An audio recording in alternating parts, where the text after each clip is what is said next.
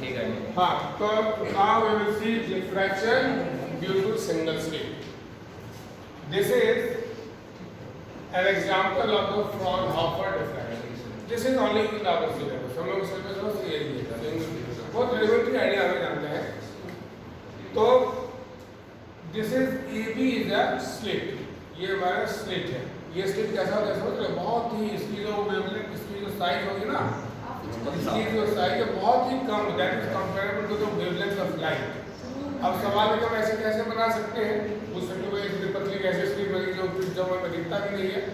तो सिंपल सा ऐसा हम एग्जांपल दे सकते हैं. मालूम हम ऐसे कार्डबोर्ड लेते हैं, समझ लीजिए सीधा कार्डबोर्ड, ये कार्डबोर्ड है और एक ब्लेड लो, एक ब्लेड से बहुत धीरे से इसको काटते हैं, बिल्कुल पतला है ब्लेड से, बिल्कुल एक उसमें चीरा मार दिया और इस कार्डबोर्ड को उठा के यहाँ पे ऐसे रख दो इस तरह से.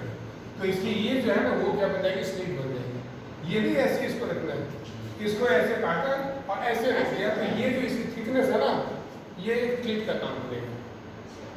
क्लियर? तो ये हमारा यहाँ तो हमने इसका बहुत ही मतलब इनलार्ज वर्जन है, जो वर्जन है इसका, इसलिए बड़ा दिख रहा है. ये एक्चुअली इतना बड़ा नहीं होता, बहुत ही मतलब कम साइज के होते हैं, थिन होती है.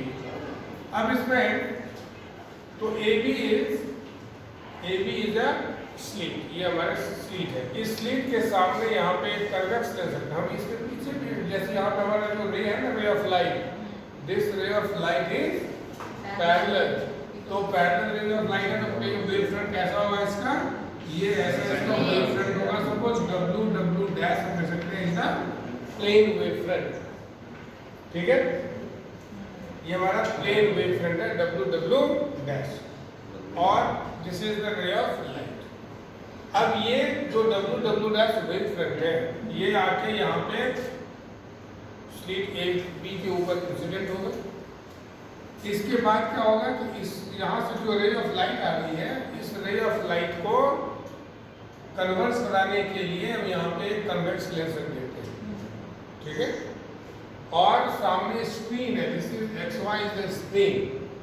इस स्क्रीन पे इस रे ऑफ लाइट को क्या कराते हैं, कन्वर्ट कराते हैं.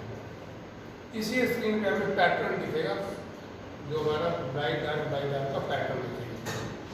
So this is the experimental arrangement. Suppose capital D is the distance of the screen from the slit and small d is the slit width. ये slit की जो width है that is small d. ठीक है. अब एक चीज बताओ कि यहाँ पे हमें इंटरफेरेंस में जो हमने यंग्स डबल स्लिट एक्सपेरिमेंट किया था, उसमें और इसमें क्या फर्क दिख रहा है हमें? सबसे पहला जो फर्क दिख रहा है कि यंग्स डबल स्लिट एक्सपेरिमेंट में जो इंटरफेरेंस के फिनोमेना में हमने यहाँ पे एक ही सोर्स लिया हुआ है, ओनली वन सोर्स. यहाँ वहाँ पे हम दो सोर्स लेते थे, दो कोहेरेंट सोर्स लेते थे. वहाँ पे दो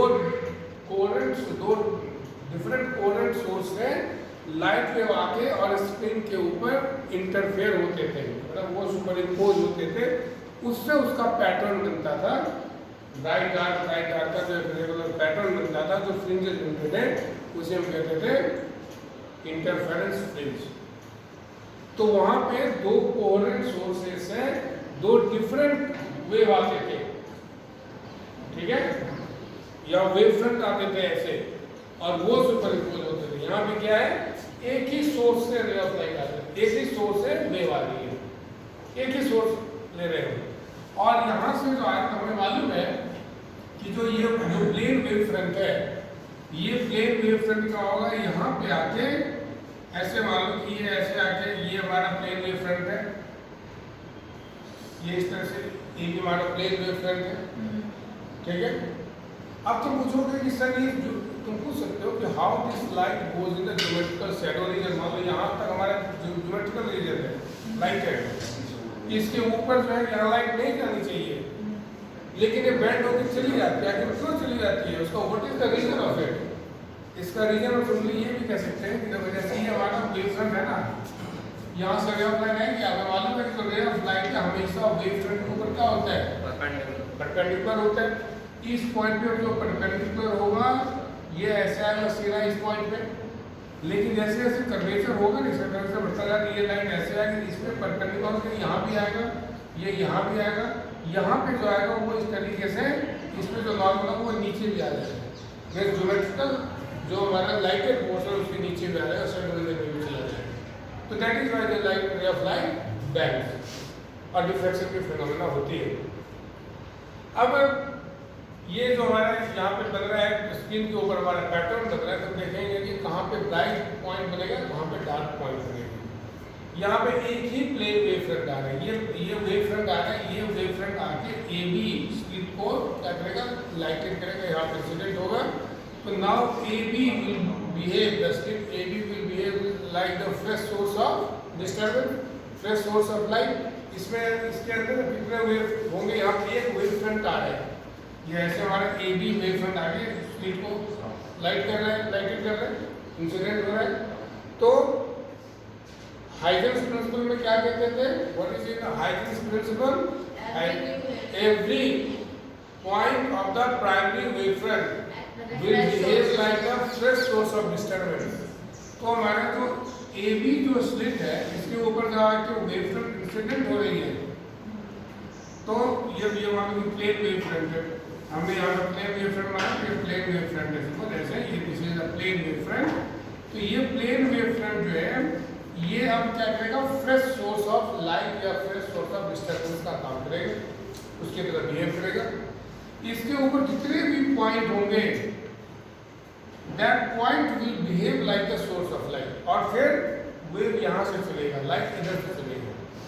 तो इसके ऊपर कितने वेव फ्रंट हो सकते हैं, कितने डिस्टर्बेंस हो सकते हैं, इनफाइनाइट हो सकते हैं, करोड़ों हो सकते हैं, लाखों, करोड़ों हो सकते हैं, ठीक है।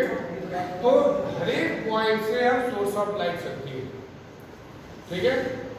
अब सबसे पहले अगर मान लो कि हम ओ पॉइंट की बात करें, यहाँ सी ओ जो इसके मिडिल पॉइंट है, ओ पॉइंट है, तो ओ पॉइंट पे जो लाइट वेव पहुंचेगी, जो ओ पॉइंट पे लाइट वेव पहुंचेगी, इस ए बी स्लिट के किसी भी पोर्शन से, मान लो इसको हमने दो इक्वल इसमें डिवाइड कर दिया, तो यहाँ ए पॉइंट से भी यहाँ पे सोर्स, यहाँ से डिस्टर्बेंस पहुंचेगा ओ पॉइंट में, बी पॉइंट से भी पहुंचेगा। इन दोनों के बीच का पार्ट डिफरेंस कितना होगा, लैम्डा बाय नहीं, यहाँ से अगर हम ये यहाँ से और यहाँ पे और यहाँ से यहाँ तक जो लाइन वेव जा रही है उसके बीच का पार्ट डिफरेंस हम पूछ रहे हैं, पार्ट डिफरेंस से 0, तो ये इक्वल डिस्टेंस को कवर कर रहे हैं। दूसरे पॉइंट से भी यहाँ से इसके कॉरस्पॉन्डिंग पॉइंट से यहाँ से अगर लाइट यहाँ पहुँचे तो पार्ट डिफरेंस 0। अगर यहाँ से हम लें और कॉरस्पॉन्डिंगली यहाँ से लें, यहाँ से भी लाइट वेव जाएगी, यहाँ से इसके बीच भी 0। तो जो भी लाइट वेव ओ पॉइंट पर पहुँच रही है उनके बीच का पार्ट डिफरेंस 0 है, उनके बीच का पार्ट डिफरेंस 0 है। और 0 जब पार्ट डिफरेंस होता है तो ये पार्ट डिफरेंस इज 0, देन कैसा इंटरफेरेंस होता है, for part difference equals to 0, तो कंस्ट्रक्टिव इंटरफेरेंस होता है। तो यहाँ पे इंटरफेरेंस कैसा हो रहा है, कंस्ट्रक्टिव, तो कैसा पॉइंट बन जाएगा, तो this is called O point is called position of central maximum, which is called central maximum की पोजीशन बनेगी, this is of central maximum. Is the point clear, आई बात समझ में, सब आए समझ में। तो ओ पॉइंट हमारा क्या बन रहा है, सेंट्रल मैक्सिमम का पोजीशन, ये हमारा ब्राइट पॉइंट बन रहा है, ठीक है। अब इसके बाद हम कोई दूसरा पॉइंट P लेते हैं स्क्रीन के ऊपर और देखेंगे कि P हमारा ब्राइट बनेगा या डार्क बनेगा, कैसा बनता है। तो मान लो तो हमने P पॉइंट लिया x डिस्टेंस पे from the central maximum position, तो P पॉइंट मान लो पहले सेकेंडरी जो डार्क, ये हमारा ब्राइट पॉइंट बन रहा है ना, ब्राइट के बाद क्या बनेगा हमारा डार्क, को मानते हैं कि हमारा डार्क पॉइंट बन रहा है, जिसको हम कहते हैं सेकेंडरी मिनिमा की पोजीशन, सेकेंडरी मिनिमा। तो अगर मान लो कि पॉइंट P को सेकेंडरी मिनिमा होना है तो क्या होगा, और या ऐसे लिखो position of secondary minima, position of secondary minima. इस पोजीशन ऑफ सेकेंडरी मिनिमा को हम कैसे डिसाइड करेंगे? पोजीशन ऑफ सेकेंडरी मिनिमा तो देखो क्या बताया, जो हमारा स्लिट है AB that can be divided into the infinite number of sources, ठीक है। तो पहले हमें यहाँ से जो लाइट में पहुँच रही है इसके बीच का ये पॉइंट सेकेंडरी मिनिमा या सेकेंडरी मैक्सिमा का बनेगा, किस बात पे डिपेंड करेगा? ये पाथ डिफरेंस, जो A से लाइट में P पे पहुँच रही है और B से P पे पहुँच रही है, इन दोनों के बीच का जो पाथ डिफरेंस है। तो पाथ डिफरेंस कितना होगा इसका? मान लो पाथ डिफरेंस अगर निकालें तो path difference is BP minus AP, हाँ that is path difference is BP minus AP बनेगा ये। और ये BP माइनस AP क्या बनेगा? देखो BP माइनस AP इनके पूरे पाथ का हमें डिस्टेंस निकालना है, तो A पॉइंट से हम परपेंडिकुलर ड्रॉ कर देते हैं। हाँ AN जो है कि परपेंडिकुलर ड्रॉ कर दिए BN के ऊपर या BP के ऊपर, ठीक है। यहाँ जो लाइट जो डेविएट हो रही है diffraction that is suppose to an angle theta, ये एंगल थीटा से ये क्या हो रहा है? डेविएट हो रहा है, सारे एंगल थीटा है, ये सारे एंगल थीटा है। थीटा एंगल से मान लीजिए डिफ्रैक्ट हो गई, डेविएट हो गई। तो अगर यहाँ पे एंगल थीटा से अगर ये डेविएट होती है तो ये एंगल थीटा और ये एंगल थीटा ये दोनों बराबर होंगे, देखना डिवाइडर लगाना, ये बराबर होंगे दोनों एंगल, ये और ये दोनों एंगल बराबर होंगे, ठीक है। ये जो हमारा एंगल थीटा है तो this angle will be 90 minus theta, this is angle theta, this angle is 90 degree, so this will be 90, this will be theta. Yes sir. So right बात, ये एंगल थीटा है ना, 90 minus तो what is this is 90 minus theta, ये 90 minus theta, ये 90 है, obviously this will be theta, clear.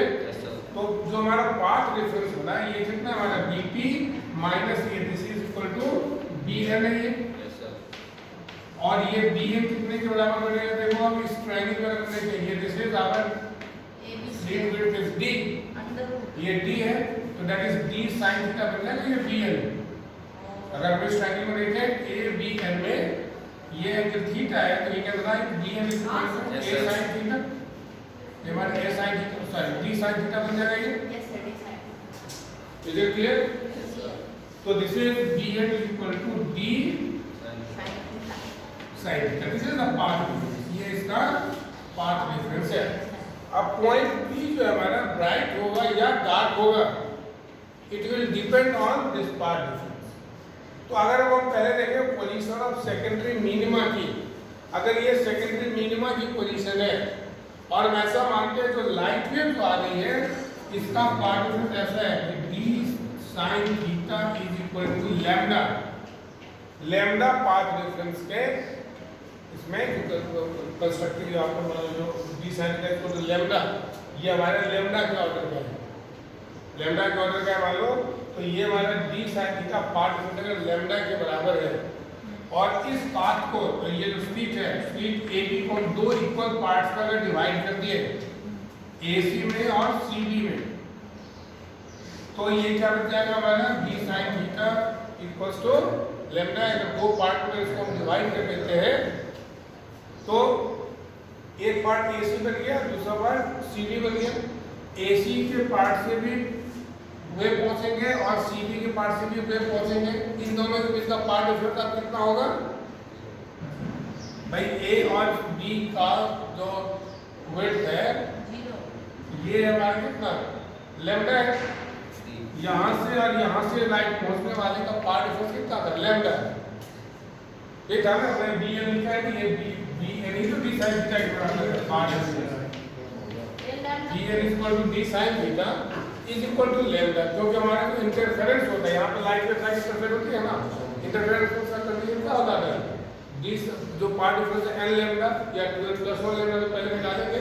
तो चूंकि ये हमारा इनफाइनाइट सोर्सेज का काम कर रहा है जो स्लिट है AB, तो यहाँ A से और B से चलने वाले लाइट वेव के बीच का पाथ डिफरेंस P पे पहुंचने पे कितना होगा? मान लो लैम्डा है, तो लिखा D sin theta equal to तो d sin थीटा ये क्या बन जाएगा d sin theta equal to lambda. अब अगर इसको हम दो इक्वल पार्ट्स में अगर डिवाइड कर सकते हैं, इसको 2 में करें, 3 में करें, 5 में, 8 में, 10, 1000 करोड़ जितने में भी कर सकते हैं।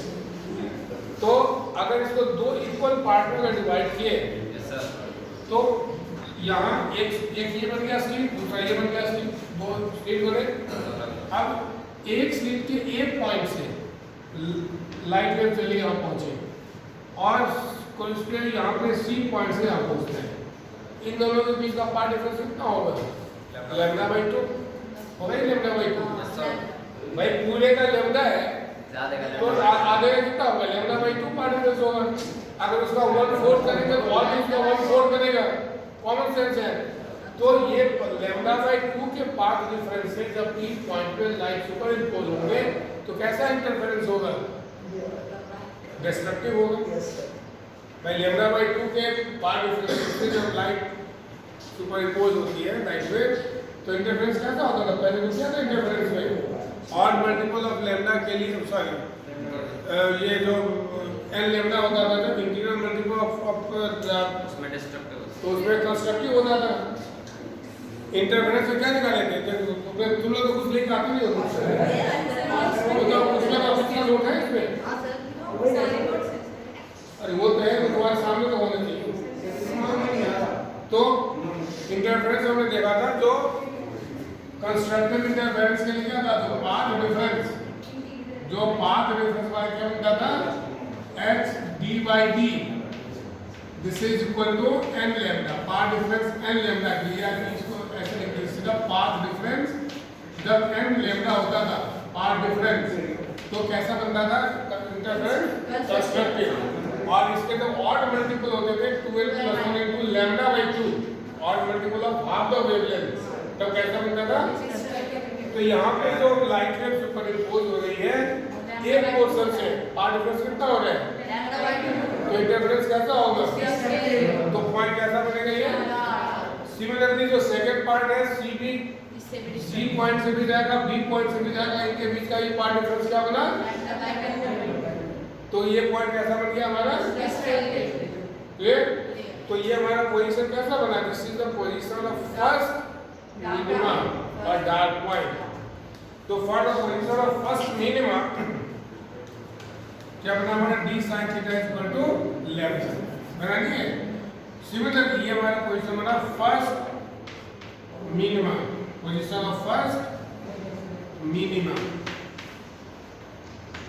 सिमिलरली अगर पार्ट डिफरेंस हो d sin theta equal to 2 lambda, अगर 2 लैम्डा, अगर 2 लैम्डा अगर इसका पार्ट डिफरेंस होता है, अगर ये 2 लैम्डा अगर इसकी जो पार्ट डिफरेंस है d sin थीटा, और इसको 4 इक्वल पार्ट्स में डिवाइड कर दो, lambda by 2, lambda by 2, lambda by 2 और लैम्डा बाई 2, चारों पोर्शन से आएंगे लाइट में, चारों पोर्शन से आएंगे और उन सब के बीच का पार्ट डिफरेंस कितना होगा? Lambda by 2। तो जब ये सर्कल लैम्डा बाई 2 अगर होता है तो यहाँ पे फिर कैसा पोजीशन बनेगा? Dark point second minimum. तो d sin थीटा के लिए ये क्या बन जाएगा? पोजीशन ऑफ सेकेंडरी मिनिमा कहते हैं इसको, secondary minima. This is first secondary minima, ठीक है।